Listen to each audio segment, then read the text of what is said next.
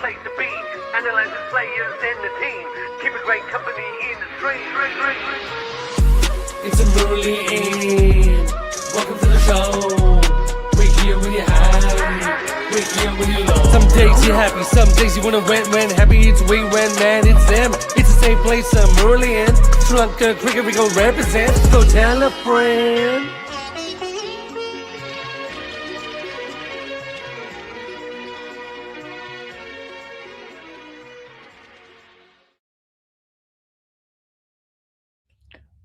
Was it a wide? I think so. What a way to end what has been an up and down World Cup. I'm Dominic Machado. This is the Murali End. Today I'm joined by former Sri Lankan fielding coach Anton Rue, who's generously agreed to be with us this entire World Cup and has been giving us amazing analysis, and by Nick Brooks, Sri Lanka's #1 cricket historian. Guys, for a dead rubber, what a match. Anton, we'll come to you. How do you think the boys did in a dead rubber, in a difficult situation with effectively nothing to play for? Yeah, well, I thought at one stage when we were fielding, I thought, oh my goodness, here we go again. But credit to the boys, they stuck in. I think they won the last couple of overs from a bowling point of view out in the field.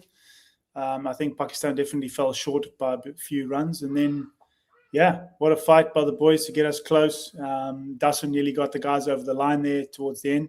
And, yeah, that's why the IPL has those, you can go to the third umpire for those wide calls because, these are make and break moments in the match. Imagine if this was a winner takes all to go through to the next round. All of a sudden that call becomes crucial.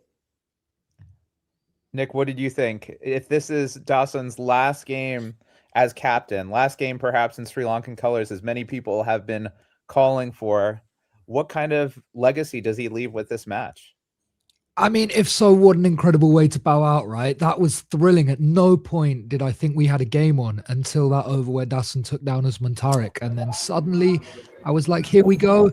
Then I thought it was gone again. It was just fantastic ebb and flow through those last 5 overs. I'm delighted for Dasun. A lot's been said about him.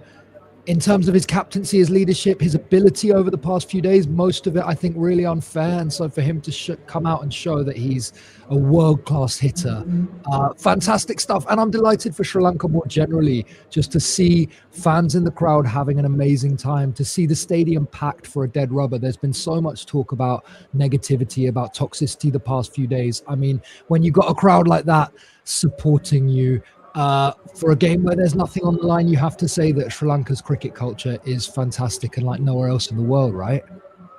Yeah, and we'll. Sorry to say though. I was going to say, Estelle, tell us, you were there. No, it wasn't very supportive during that bowling performance. They were cheering for Pakistan. There were loud cheers for Pakistan, and every time the DJ kept asking, "What do you want? What do you want?" It was. I think people are frustrated, right? And we saw that in the New Zealand game as well. So sadly, that's what it was like today. I mean, it goes both ways, right? People are frustrated. They've seen lots of poor performances. The fact that they turned up was great. But I don't know. I won't justify either thing, but it felt very disappointing to hear. You're playing at home. You have your crowd booing you and hooting at you, and it just doesn't feel good, whether it's justified or not. Yeah, and we'll talk about sort of what the lead up has been like. I think one thing that should go very clearly said is that what Dasun did in those last couple overs is something that very, very few Sri Lankan batters in the history of the game and certainly right now can do.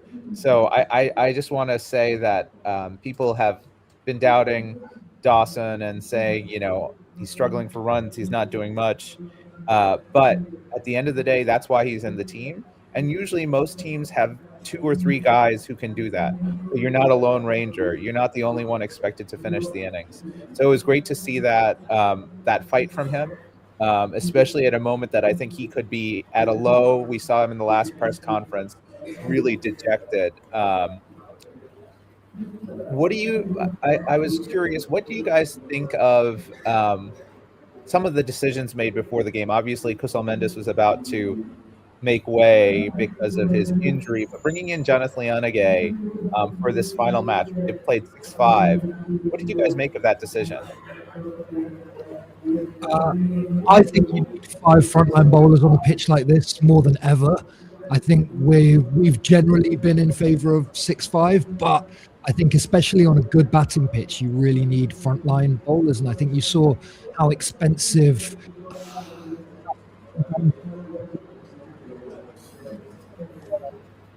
Sri Lanka had one more bowler. They might have been able to keep it down a little, but I think it was a 200 kind of pitch, right? Yeah. And what about the decision to chase? I thought that was again another interesting one. Obviously, there's some comfort in chasing, but for Pakistan, you would have been pretty glad to hear that you get to set a score and you don't have to chase down something in like 12 overs. That, I think, Tom, it's like this. I think for Sri Lanka going into this game, they don't need to be thinking about who's qualifying for the semis, right? Like, it doesn't matter to them. They are not making the semis. So their decision should, and I think was based on what's the best plan for us. How do we win this game? And I felt like, given the fact that, there was no rain around, unlike the England game, before the England game, and Sri Lanka had chased well against Australia, they felt that that was the best option, chase on this pitch, because it looked like a flat track. So I know a lot of people were questioning, oh, look, if you want Pakistan to qualify, then this is the best way. This is the easier option for them, to give them to set a target and then get Sri Lanka bowled out. But I think from Sri Lanka's point of view, it doesn't matter to them, unless you're thinking about the, who's hosting the match. As a team, it does not matter to them who makes it to the semis, right? So they would have been looking at how do we win this game, and I think that decision was based on that. Yeah, couple of interesting performances today that I want to talk about. So one, I'll start with the batting first. What did you guys make of Pawan Ratnayaka's innings and what he's shown over this World Cup? Because I think this is one of the big questions that has come up, is what do we think of him as a player and how he played, his technique, how transferable is it? Anton, what have you made of Pawan as that number 4 for SLC? I think he's been, I think I heard one of the commentators say the find of the tournament for Sri Lanka. I probably wouldn't go that far. I'd probably say that he's been a silver lining in a very dark tunnel for us. Absolutely, he's been a young guy that's come in. He's added an extra bit of energy within the fielding setup. So he's very energetic in the field. He's throwing himself around. I think he reads the game quite well. He's a guy that sort of times his innings, and he has sort of shown that he can go through the gears. He's not afraid to take on the boundary. He can clear the fence. I think he's a way more clever cricketer than what we think and what we expect. So from that sense, I think he's definitely something for the future. It's now all about finding a few people that we can fit around him. Like who can support a guy like that. Because what you don't want is for a guy like him coming in and having to play completely against what his normal T20 blueprint is all about. And I think with the frailties that has been shown with the Sri Lankan batting lineup, sometimes that's been the case. And as soon as he moves away from his blueprint, that's sort of where he gets unstuck. But you know what? You can say that about most young international batters that have come onto the scene. And I'm sure he'll take a lot, from this tournament, and hopefully he just keeps growing from this, because he's definitely put up his hand and said, "Hey, I want to stick around for a little bit longer." Yeah. I see him as, if I can just jump in, like someone like Harshita Samaravikram is very similar in that they seem to know what their strengths are, right? Pawan, from what we've seen of him so far, apart from a couple of those innings where either he went too hard or didn't show any intent at all, it feels like when he's batted well, he's batted to his strengths. Like he's not tried to do anything, that doesn't suit his game. So in that way, I feel like he's the parallel I would draw with Harshita is that she's also similar, right? She's not a power hitter. She can't clear the boundary very easily, but she's figured out how she gets runs, right? So I think that is a really valuable asset for a player to have, because you can very often get stuck in the, okay, we have to go hard, so I have to chase the sixers, instead of trying to find a way that you can find runs quickly without playing shots that are not like in your game, right? Yeah. I think one thing that's interesting is he did hit 3 6s and they looked good. They all looked good, but he picked his spot for when to go with it. And this made me think, and I was curious your impression of this, Anton. We talked about the many different meanings of intent, right? That can mean many different things. And I was thinking in particular about the meaning of intent that means how you start your innings, right? Obviously, some guys feel very comfortable hitting from the word go, but is intent in those, say, first 10 balls an attitude thing or a technical thing, in your opinion? Because I think it's a tricky question, but I've been thinking about it a lot and wanted to get your thoughts. No, I think it's a great discussion point that you bring up, and it's something that I think coaches around the world have dealt with within their various teams. I think if you had to rephrase it in terms of the interpretation of what intent means is the most important. It's how your players interpret what you mean by intent.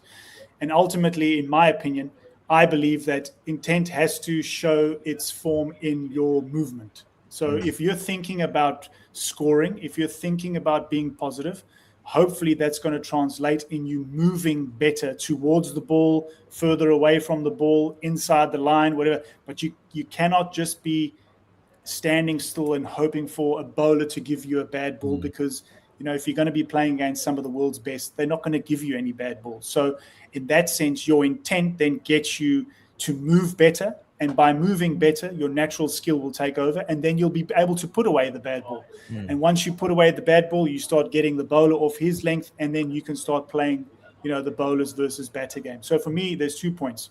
How you interpret intent is extremely important, because some batters interpret it by saying, okay, you've given me license, I can just go out there and throw the kitchen sink at it. Their movement is all over the place. They choose the wrong balls to hit, and it's drama. Okay. And the other one is your intent has to showcase itself through movement. And by movement, I mean, being positive into the ball or further away from the ball. Yeah, I think that movement as intent is what you see from Pavan. He gets himself in the position he wants to be in to hit the shot he wants to hit. Correct. Yeah, I think throughout the tournament, he's looked really positive without being reckless. He's got an unusual technique, right? The split grip with the bottom hand so low. But I just felt that he's been positive and definite about what he wants to do throughout. And he swept really well against the spinners today, right? And I think playing high quality spin we saw against the Bra is a real issue for this group in general. Yeah, I was going to say 2 guys who looked good early were Kamil Mishara and Charith Sri Lanka. And I think they've both been players who have been slightly disappointing. And I mean this in the sense of we wanted big performances from them, but we couldn't get it. But we also saw, especially I think with Mishara's little cameo up top, just how talented a player he is. And to my mind, it kind of sheds light on the mistake that Sri Lanka made by not backing him throughout the tournament, right? Imagine if he hadn't been yo-yoed in and out of the squad for the last 3 games. And I think that speaks to one of the big issues that, and same thing with Sri Lanka, right? He only played the last 2 games. What happens if you put faith in these guys and give them 10, 12 games and say, this is what I want you to do, this is how I want you to play?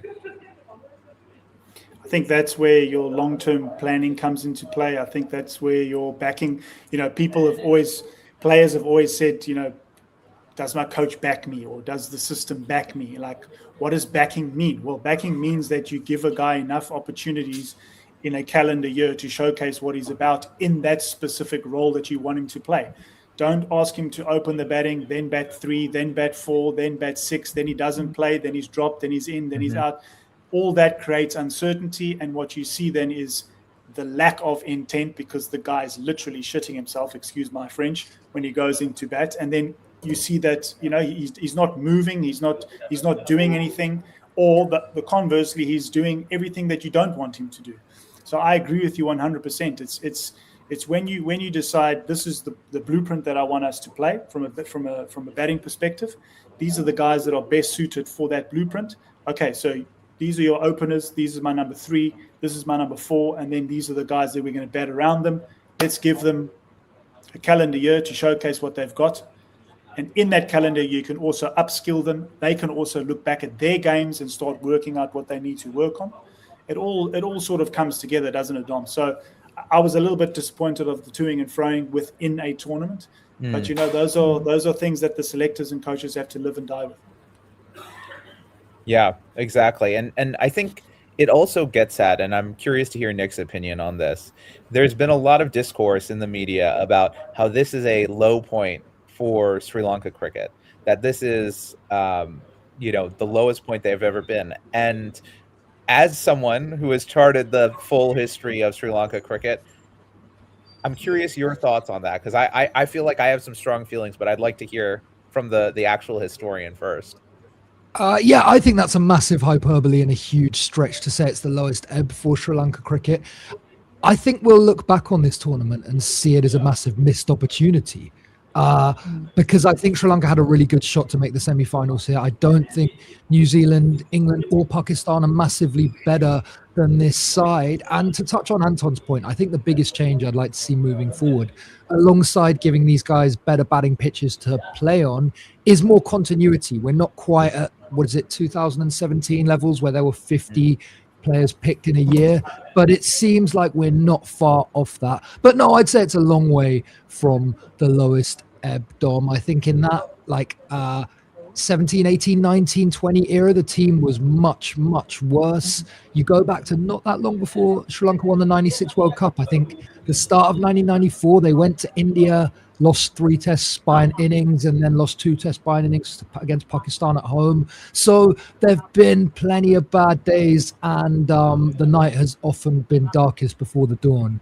I think this team is not far away from being good, and I back these players. I just think that just something has to happen to kind of springboard this team to get to where it should be, consistent performances. I was thinking about it last night, maybe even the night before.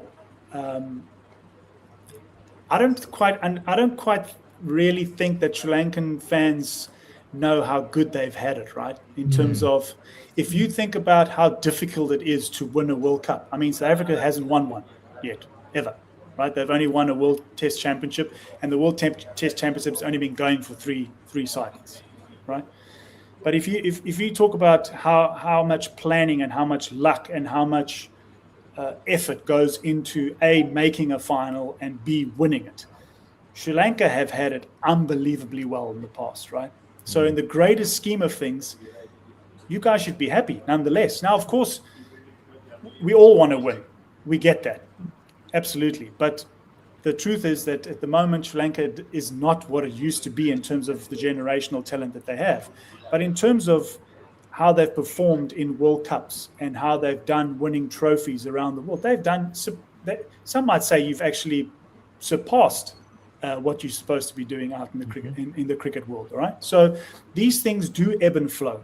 Even Australia went through a long period before their greatness and post their greatness. So all these things ebb and flow. And I think if you had to take in Sri Lanka's cricket history and put it all into one hat, I think everyone's got something to be very proud of.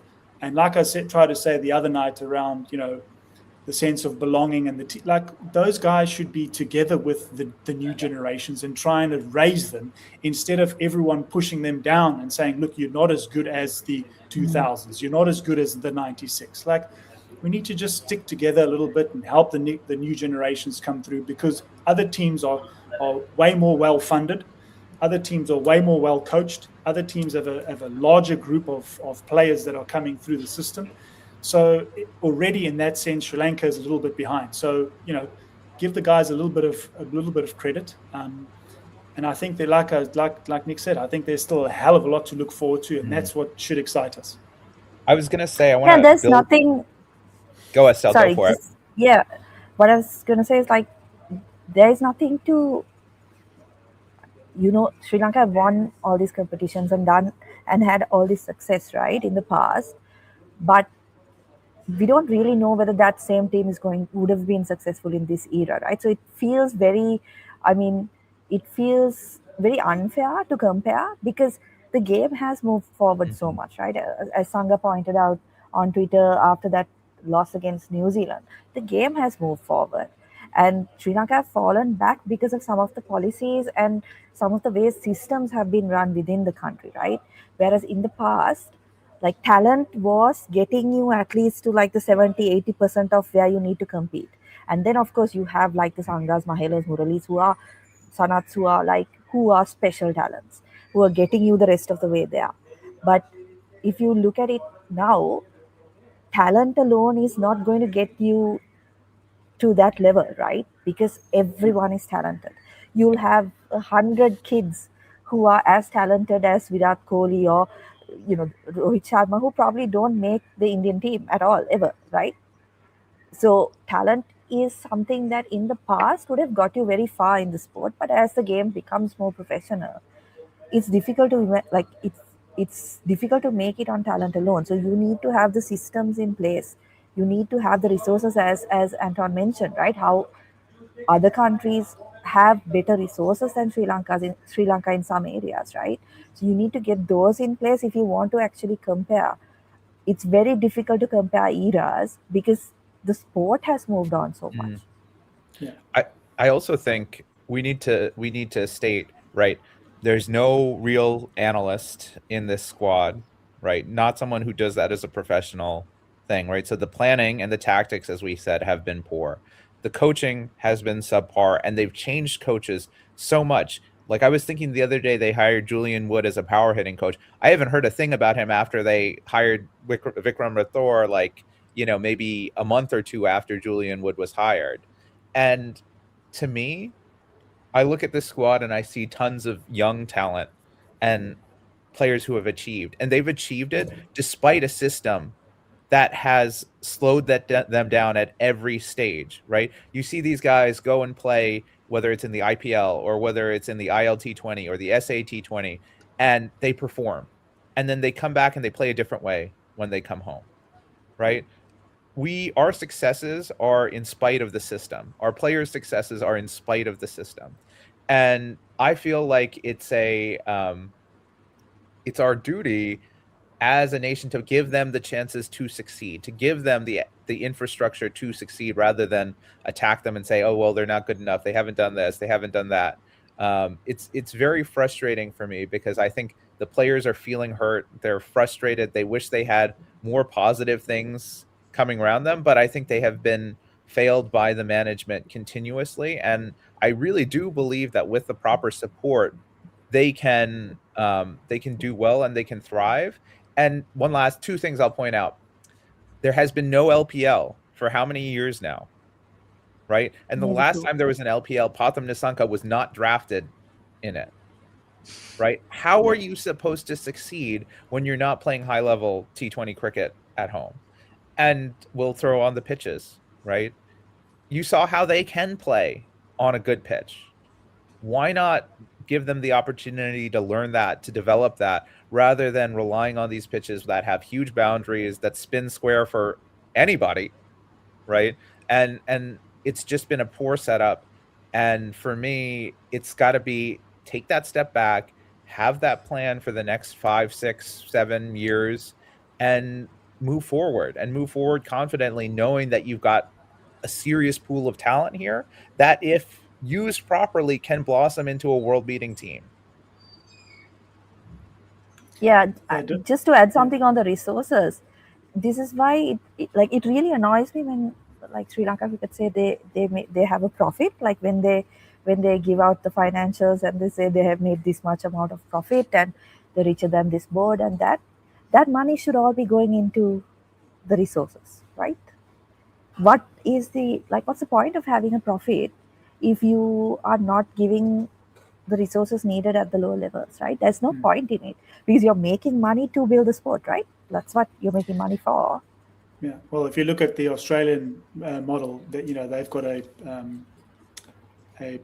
cricketers players model that the more money they make out of the game, so the more the the better they do at sport, the more money they're going to make, but the more money they also have to reinvest back into grassroots cricket. That's the deal that they signed. And the other day I mentioned that Sri Lankan doesn't even have a players' association whatsoever. So how are they even part of a conversation of where this money eventually gets reinvested to?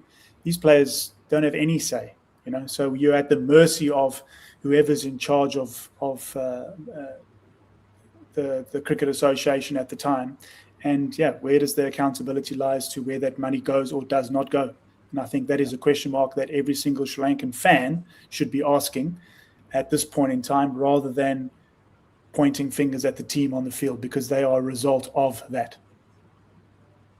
Yeah, and Delaney is pointing out what they often say about in comparison to New Zealand, right? Yet New Zealand run a good competitive domestic system, right? At every single level, they have players like we saw Cole McConkey, right, come into the squad ready to perform, right, rather than having a huge gap. And unless we actually use those resources to invest in something that's going to create players for the future, it's going to going to be more and more days like this. And now they're talking about like IPL investment in the Super Smash, right? That would it's not going to happen in Sri Lanka because it's not a viable product. And I mean, something like the indoor center at Premadasa that they just finished, they started working on that like in the early 2000s. Siddharth Wetamuni said that when he was on the board, they wanted to do it. It got stopped. It gets started. Like shit just takes so long to get sorted. I mean, how can you run a system like that? Anton, we can ask you this question because I know you worked at the HPC. Mudita asks, what is the role of the High Performance Center? Yeah, I mean, I was lucky enough to be there when Tim McCaskill was basically in charge of the High Performance Center, and I can tell you that he knew more about kids playing for a club team out in the sticks or where it is than anyone that I've come across in my time over there. So from a High Performance Center, in my opinion, it's about identifying who your players are that are of interest to whatever standard of cricket team you're picking. So from your national team to your A team, your under-19s, maybe even a team in between to that. You've got your women's cricket that falls under that as well, and of course your under-19s. And through that, you've got to bring them in. You've got to try and condition them according to the Sri Lankan national standards. You've got to give them access to national team coaches, so that they can figure out, for themselves and be exposed to how things are done at that sort of level. And of course, the big thing for me is, again, these are just my opinions, is that your High Performance Center should have the best facilities in the country, so that when players come there, they're training on number one wickets, they're practicing on awesome facilities, so that they can expand their games from that. Now, at times, I definitely saw that at the High Performance Center. At times, I definitely did not see it because of, whether it is weather, where there's a little bit of lack of planning, whether it is there was too many people there at one stage, because at one stage we would, it felt like, especially in the beginning, it felt like there were so many people there. We were trying to, spread the net so far to try and catch as many people as we could, when actually it should be the other way around. It should be very focused into certain individuals or certain teams that come through, so that you can continually work with these guys over a sustained period of time, so that you can monitor their growth. That's what I see the role of a High Performance Center is. And then specifically for a national team, it's all about, some guys don't play Test cricket, some guys only play white ball cricket, and the other way around. So those guys should be training at the High Performance Center prior to series, and only get released to their clubs if it falls in with their training management load. But again, that's another talking point, and I know I'm going on here, but this is what I felt as a coach when I was working there, is that these guys were being pulled, the players themselves were being pulled left, right, and center. On Monday, they would have to play for their club. On Thursday, there was a mercantile match. Then they're supposed to train on all those days as well, and then get picked for the Sri Lankan team that's playing a series the following week. Like, there's only so much a guy can do, right? So what is the role of High Performance Center? The High Performance Center says, listen, player X is of Sri Lankan, either he's contracted with Sri Lanka or he's going to be picked very soon for Sri Lankan team. So until that time, he stays at the high performance center. He lives, he eats, and he trains. He's bottom off all the time with us, and he will only get released if A, he's not picked for Sri Lanka, or B, we don't need him, and he goes back into his club system. That's what I see with the high performance center's role is. I want to follow up with some thoughts here, and I'm curious, Nick and Estelle here. Anton has described how much workload, right, is on these players. And I think it's also true with the coaches, right? Because what happens when you're trying to coach one-day matches, right? Like against England, we had a one-day series against England, 3 weeks out from a World Cup, right? Test matches. Should Sri Lanka, especially in the white ball game, invest in a white ball only coach? Someone who can focus on, these are the types of players I want. These are the types of skill sets that we need to develop, and have a very particular kind of idea about that. Do you think the one coach model works, or do you think we should go with multiple coaches? I don't have a strong opinion either way. I guess my only comment would be Sri Lanka plays so little test cricket, right? Like, is it viable for there to be a coach specifically for the test setup? I do think they need a central voice in the white ball setup who has more modern experience than Sanath. I think the game has really changed since he played, and I haven't seen a sense from him that he is evolving with cricket. Yeah, I tend to agree with Nick. It's just we don't play test cricket like in England or Australia, right? So is it viable to have someone separately for like 4 tests a year?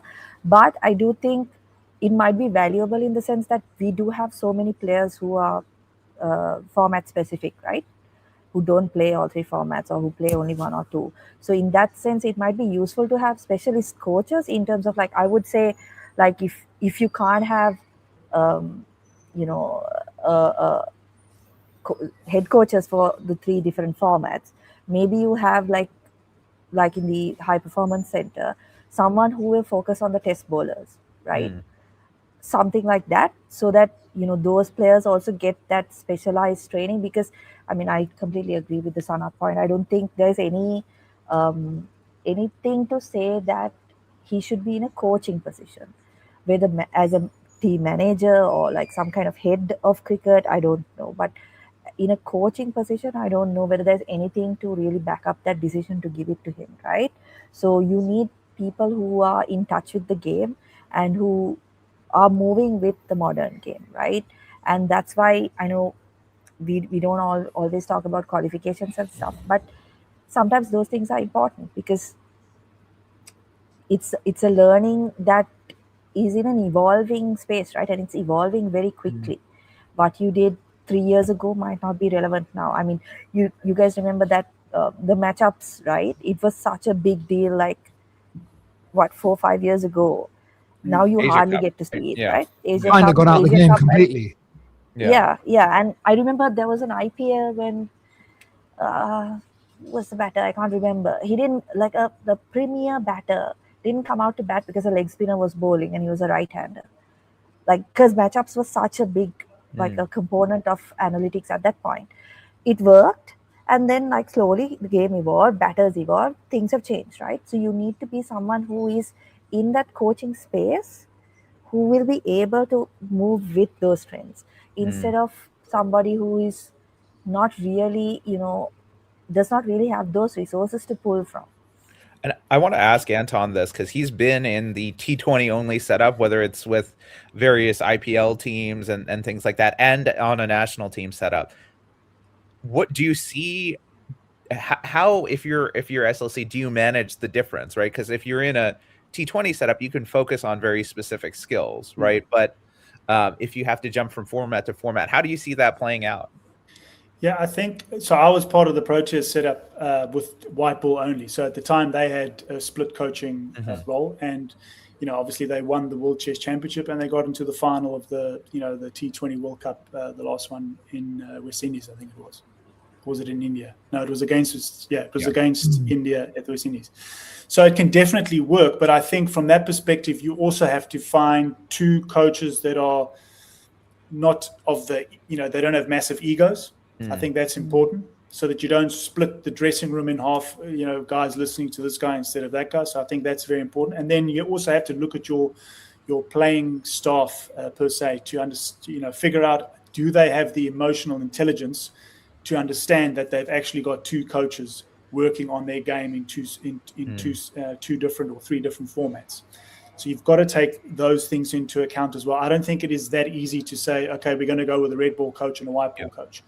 Some of the stuff that I really had trouble with as bowling coach of the South African side with the white ball team was my contact time with the players was extremely low. Yes, we played a slightly more Test cricket than Sri Lanka at that time. But, these guys, they go from a Test match straight into a white ball series, or vice versa. They go from a white ball series straight into a Test match, and then straight after that, they go back to their provincial setups and so forth. So the contact time that you had with these players was, I would say, a week at best. And most of the times during that week, as a coach, you would then have to find out or figure out, okay, where's this guy's playing workload at? Are we actually going to taper him off slightly before we enter the series to look after his bodies type of thing? So there's no time to really work on skills. There's no time to really prepare for the series. It was literally just, you're flying in, you get busy, you get stuck in, you make sure that everyone's sort of fit and ready to go, and then the series starts. And I think what you've seen from most teams around the world now, they've all started slightly going back to a singular coach, purely because I think your contact time with those players is slightly more than when you have the split role. Unless you've got three different teams that are playing in, for your three different formats, that most of the guys are staying at home before they go on tour, then I think it can work. But if your contact time is low with the players, I think a one coach strategy, I think, is the way moving forward, and I think it's showed with a lot of teams having moved back to that model. I want to now think a little bit about the cultural side of this, right? So Dilani asks about how Sri Lankan culture runs on shame and fear, and how that may sort of go up the chain when SLC takes decisions. And I think I would add one other characteristic. So there's fear, there's shame, but there's also a massive culture of respect and respect for one's elders. So again, I'd love to hear all of your thoughts on that, because you all have various experiences with how that culture shapes decision making at SLC. For me as an outsider, I think the respect for elders and the seniority thing is the biggest issue and the biggest barrier. I sort of repeatedly got the sense from my personal experiences and from what I read about what happens at SLC and what I spoke to people about, that the attitude is generally, I'm older than you, I've been around longer, so I know better.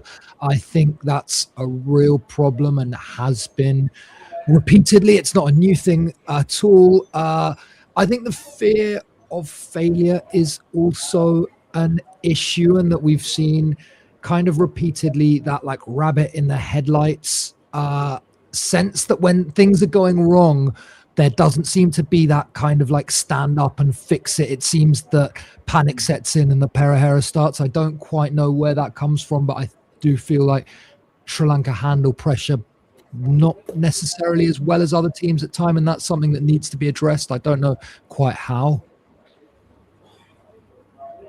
Stell, you can go, and then I'll cover anything that you haven't mentioned. Yeah, I'm not quite sure how to address that question. I know I'm the only one who lives here, so I probably should have a better answer than that. But we spoke about like how the outside seems to influence a lot of the decisions, right? In the previous podcast as well, about how like there is no conviction in some of the decisions that have been made. And that's one of the problems I see certainly in this setup, is that if you don't buy in to what you're trying to do, it's very difficult to actually do it, right? So if you don't buy into the type of cricket you want to play, whether it's aggressive cricket, like I would take like baseball as an example. I know people made fun of it, and it failed in the Ashes and all of that. But I think given the team that England had, that buy-in about playing cricket in that way is what in some instances brought them success, right?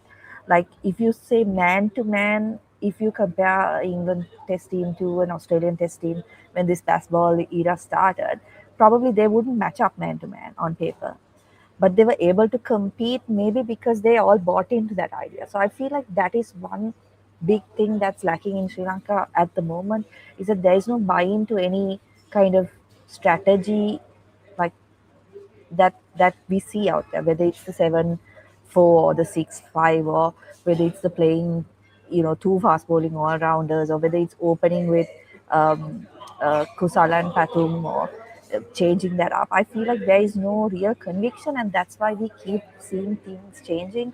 I don't know whether it's about sheer shame or fear, but certainly, as Nick mentioned, the fear of failure is there. Confidence is a big thing, I think. If you look at the Sri Lankan team, we can see it from players like Kamil, right? The moment he got dropped, it felt like he turned into a different player, right, when he came back. And today, once again, like it was like he was, nothing to lose. He's just going to go after the bowling. So there are a lot of issues like that. I don't know if you can really kind of pull into the shame and fear or things like that, but certainly the idea that things are so influenced by outside noise is a big problem, I feel, for the team. Yeah, Dom, I could probably write a book about this.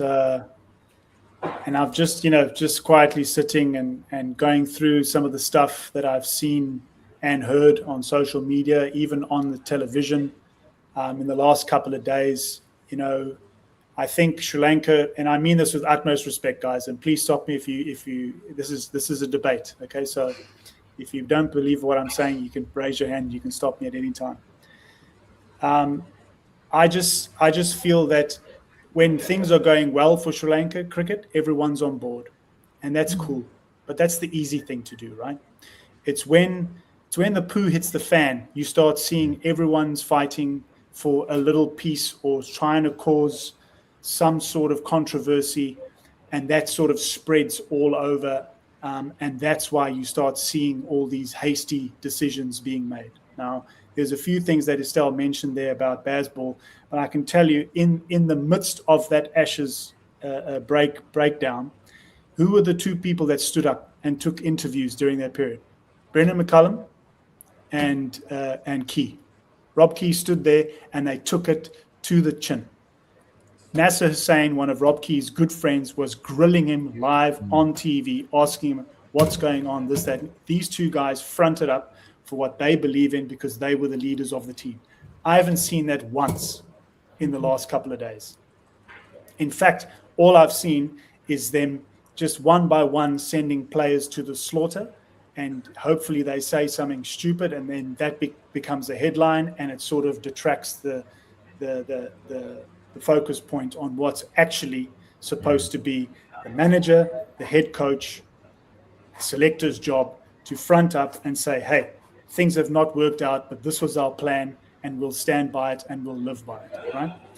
The next point that I want to make is that I think the ex-players have a huge responsibility to play in this, because a lot of them come out of the woodwork when things don't go well in Sri Lanka. Now, whether that's online or whether that's through an interview or whatever the case may be, but you must remember, these guys, they're almost like Instagram influencers, right? So whatever they say, people listen to that.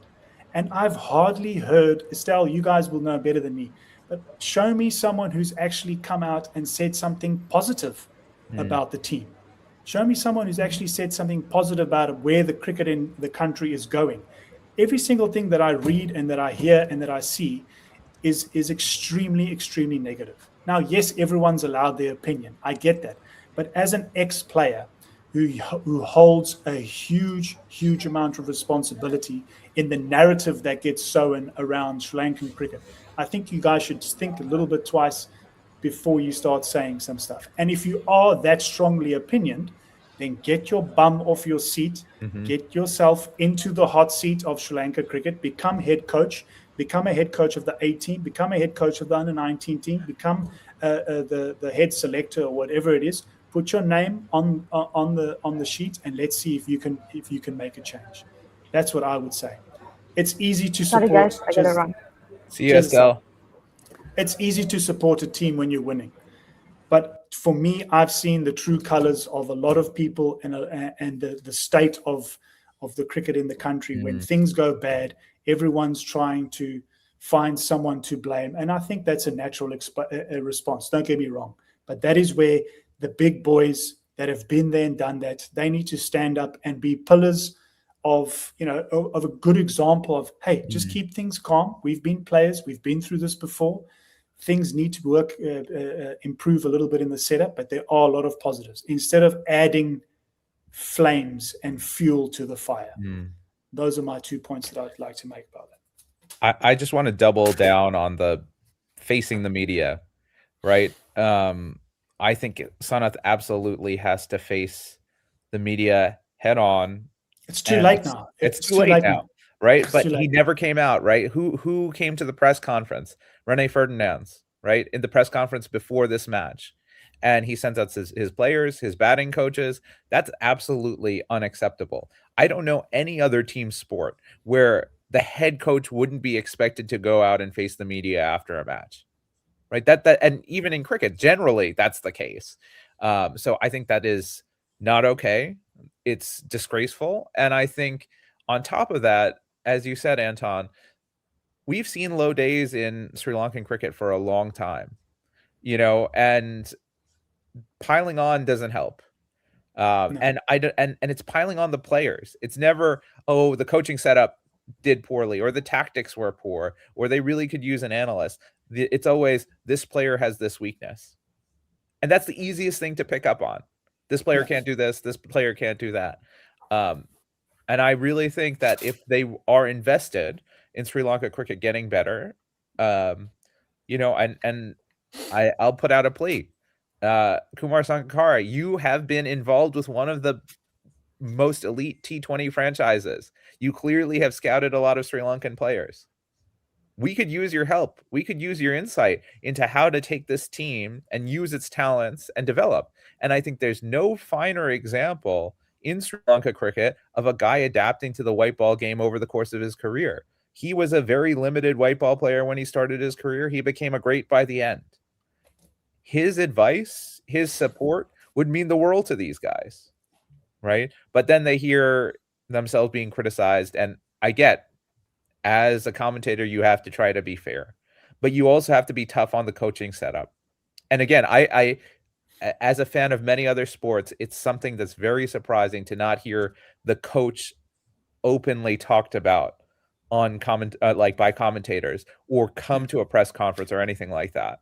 Look, I'll go as far as to say that it's not your job as a commentator to discuss how good or bad a player is. Your job as a commentator is to commentate on the game. Because I've seen too many times firsthand, the words that come out of commentators' mouth always reaches the player. Always. And then in 2 or 3 months' time, that same guy is sitting in the change room and is a mentor of the team, or is, now helping the guys get better. And you as a player saying, well, 2 or 3 months ago, you told me on air in front of millions that I couldn't play.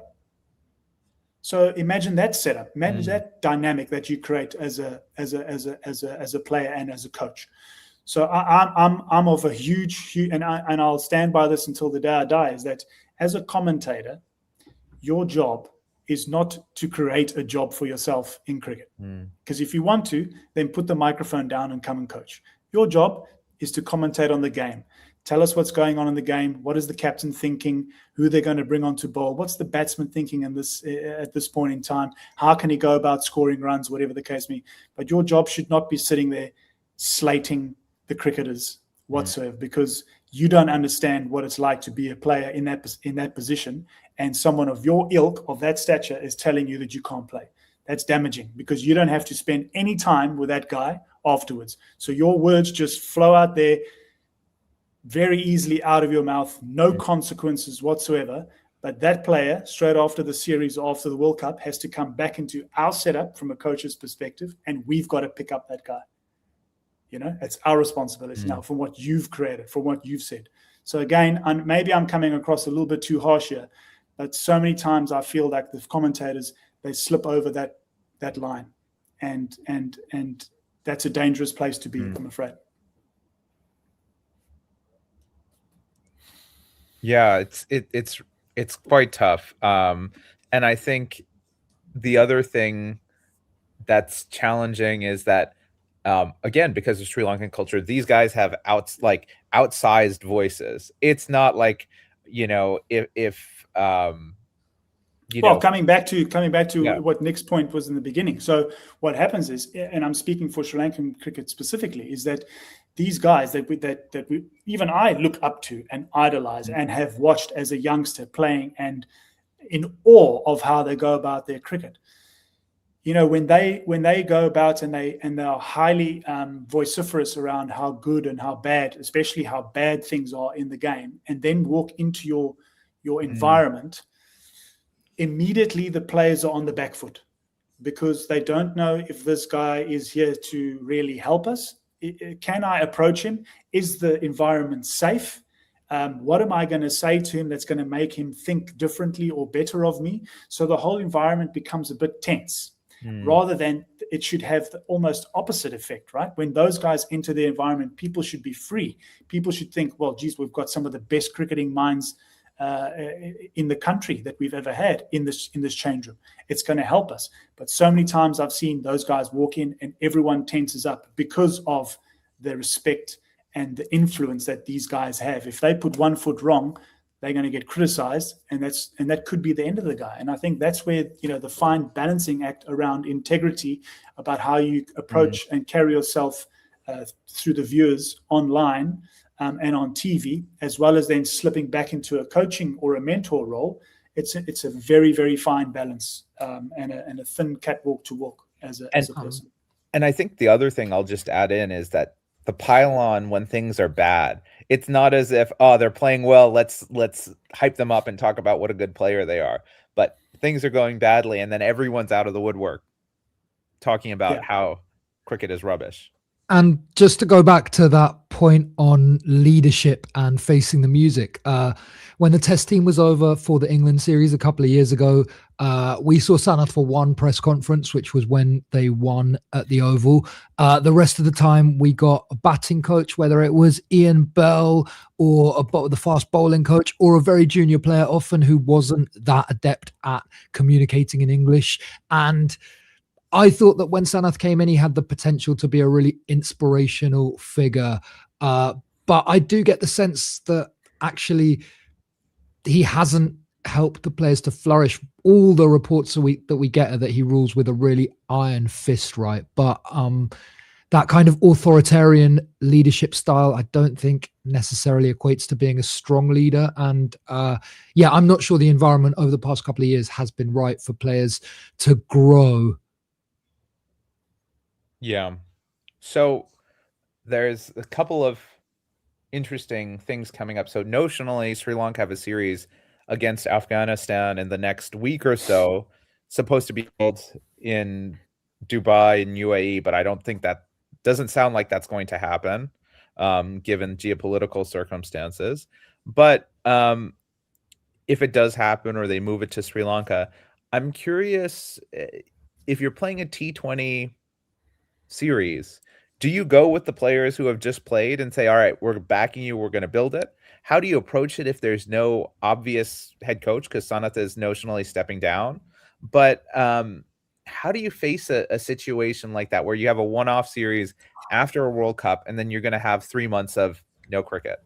My initial thought, as soon as you mentioned it, was just, it's too early. It's way too early, because you're not giving these guys any time to decompress, come back down to earth, go and see their families, go and see their loved ones, get back into their sort of own environment and their safe space where they can sort of, reflect on what's just happened in this tournament, and take a bit of time off and get away from the noise, so to speak. But here you are, you're going straight back into it, Now, yeah, you can rest a few players, absolutely, but then you're sort of taking away the gloss of the series, aren't you? So yeah, I think it's just it's slightly poor planning, but I think that's the way cricket is going these days, is that, you know, we've got to squeeze in all these series in between events, because if you leave it for any later, then there's the IPL, then there's this coming up and that coming up. So yeah, it's something that you've just got to manage. And as players these days, that's why player management is so important. You've got to, as a coach and as a support staff, you need to have your finger on the pulse every single time with the player to know where he's at mentally, physically, and emotionally, because the last thing you want is to throw a guy out there again when he's not mentally quite there. And I think this tournament has taken a huge toll on a lot of people, and I think they deserve the little bit of downtime just to earth themselves again. I'd love to see SLC use it as a kind of like testing out possible situation and put planning and I guess pastoral care ahead of profits for a change. I'd love to see, you know, guys like Traveen Matthew, Vishen Halambage, Tharinder Ratnayaka get a chance, and we can see if they sink or swim. I agree with Anton, throwing the players into another series off the back of what's been a pretty emotionally grueling World Cup, which came hot on the heels of 6 games against England. It seems a lot, right? And I'm not sure it serves anyone. Yeah, and especially without a coach, it kind of worries me. Like, how are you going to approach that? What are the data points that are going to be taken? Yeah, I want to end by kind of thinking about the future of Sri Lanka's T20 squad, right? I think everyone tends to view these moments as big telling moments about how good the team is, the quality of the team is. But the truth is, you're never as good as they say or as bad as they say, right? And I think I'd love to hear both of your opinions about, you're given the keys to this T20 squad. You're thinking about, okay, there's a 2028 World Cup. What's your core look like, and how do you move forward over the next couple years? I'll come to you first, Nick. I keep saying it after every failed tournament, but I'm very much of the don't throw the baby out with the bathwater approach, right? I think most of these players are in the team for a reason. They got picked because they're the best guys, and I don't think it's the time for wholesale changes. I think if you look at the positives that have emerged through this tournament, Pavan Ratnayaka has to be a big one. I think in Kamil Mashara, the full package isn't there, but you can see the potential for a really promising T20 opener. We've seen the emergence, or the re-emergence rather, of Matisha Pathurana and the re-emergence of Dilshan Madhushankar. I still think that Sri Lanka has a good core to build around. I think if we could find a couple of really punchy players in the lower middle order who can do that kind of finishing role better, that would really help. But yeah, I think I'd like to see the squad largely carry on. I'd like to see Sri Lanka get the chance to play on pitches which I think are going to serve them a bit more rather than the classic minefields. But yeah, I'm very much of the opinion that wholesale changes aren't the way to go. Yeah, I think what sets the T20 schedule different around the ODI and Test schedule is that, you know, it's a World Cup every 2 years. Yeah. Right. So for me, there's no sense in rebuilding. And I've mentioned that before in the previous podcast. It's like you need to build on top of what you've got at this point. And coming to Nick's point there is like, absolutely. If you go through all those guys in the side, we've got a very nice core of players that pick themselves and will play any day of the week when it comes to that. That's if they're fit and on the park. So my first point of action is, in these next 2 years or 1.5 years, I will do everything in my power to make sure that those guys are the best conditioned athletes and cricketers that they've ever been when that next World Cup arrives. No question marks, no ifs, no buts. I don't want to see shirts that are bulging. I don't want to see any of that. I want guys coming to that next World Cup having shown that they've put in the work, and people can't point fingers at anyone saying that they are unconditioned. Now, can you still get injured? Absolutely. But will there be questions asked because of that? No, they won't. But there are questions asked about the team right now because physically they're not up to the standard. So that's the number one. Number two is, and I suppose this is coming nicely to my end of what I wanted to say, first of all, on this podcast tonight, is if you take a guy like Dasun, the captain of this team, right? He's the most, correct me if I'm wrong, Nick, he's the most successful T20 captain that Sri Lanka's ever had, right? Yeah, absolutely. Okay? And he showcased again tonight after what has been an unbelievable week for him in terms of his captaincy, his role within the side, his leadership, the flack that he's had to take in front of the press, some of the stuff that he's been said, all the negative attention has been placed on him. For him to take that on board and to go and deliver a performance like that tonight against Pakistan, that shows me two things. One, he's an unbelievable leader that can withstand that amount of abuse, if I may put it that way, to come out then and still put in a performance like that. Are there things that he needs to work on in his game? Absolutely, but so does everyone else. The other point I think that we have to make for Dasun's sake is there's no one else in the Sri Lankan team that can clear the fence like he can. Until there is another person that can do that, then the question comes in, yes, we're going to look to replace a guy like Dasun because of his age or whatever the case may be. Yeah. But he's not showing any signs of decay in terms of his fitness. He's always available. He's hardly ever injured. All right. I think his role with the ball is going to be slightly diminished, especially if those core guys are back in the side. So then he can focus again on leading the team from a captaincy point of view and focus on clearing the fence as a finisher for us. I think with him as captain, the core of our players, hopefully they fit. We keep them on the park. You've got 2 years or maybe 1.5 years then to figure out what your top three is going to look like. I think your number 4 is settled. Your 5 and 6 is a question mark for me around who that's going to be. And I think your all-rounder and your bowlers sort of pick themselves. So essentially you're looking at about three positions within the batting setup that I think is up for grabs at the moment. And that can easily be rectified in terms of a blueprint that you want to put down. This is how we want to go and play. Where's the next World Cup, guys? Do we know? Australia, I believe. Australia. Okay, and New Zealand. So yeah, you've got to take those conditions into account. So the ball's going to be moving. There's going to be steep bounce at certain places. So you've got to take players that have the natural attributes or abilities to get that sort of stuff out of the wicket, but can also play that from a batting perspective. So again, like I said, there's no need to rebuild. All you need to do now is just keep adding little pieces of the puzzle together because we've got the core is there. The core is there. Now's the time to show backing. Now's the time to keep continuity. Now's the time to get people in and show that we can get these guys better. And my last point that I'll make, and this is towards the players, and I think they've heard me say this before, arrive at the next World Cup having put the work in so that everyone else can see that you are serious about this whole rechange or rebranding or to gain a bit of faith back from the supporters. Come in there looking like absolute beasts because the rest of the world, they look like beasts. So why can't we look like beasts?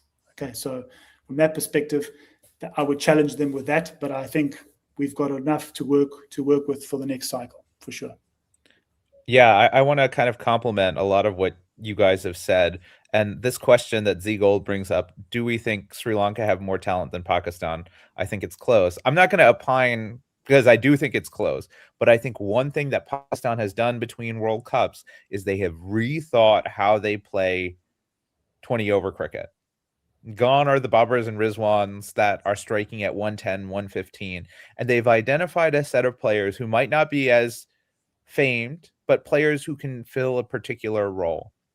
And I think, as Anton said, we have good top order batting. We have Dawson. We've got world-class bowlers. I think we can't, having watched this tournament, Sri Lanka's full strength and even second strength bowling lineup is good enough to get you into the top 4, top 5 in the world. And I truly believe that. And we need to continue to back them and support them. And then we need to build a batting lineup that bats with intent, with aggression, as they are adjusted to circumstances, right? We're going to play in Australia and New Zealand. Think about for those spots, the 5 and the 6 spot, right? You want guys who can hit pace. That's what you're going to want. You're going to want guys who can find the boundary against pace. and try to find guys who can do it. And maybe guys on the side. Charatha Sri Lanka has shown a lot of talent for hitting pace. He's performed well in Australia. Is he a guy who can do it? But if you tell yourself, we really have 7 or 8 guys that we can pen in to that 15 right now, and all we need to do is figure out how we want to play and who's going to fill that role the best, you're already on a head start. You're already on a head start. So I believe in this team. I think Dawson, again, showed his leadership chops. I think through this next few years, he's got a key role to play in this squad. And I think we've seen you don't need to be T20 is not necessarily a young man's game. Being older and stronger and fit, that's the most important thing, right? Yeah.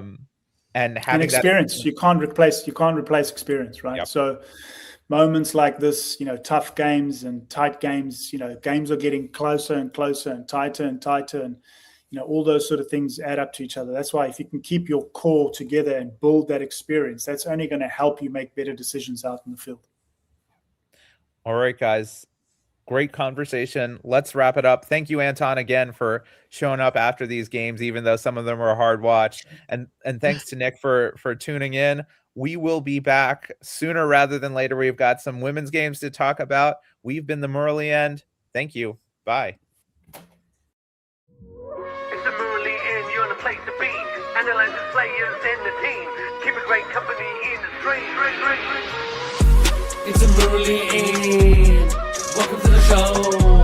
We're here when you're high. We're here when you're low. Some days you're happy, some days you wanna when happy. It's we when man, it's them. It's the same place, Murali End. Sri Lanka cricket we gon' represent. Go tell a friend.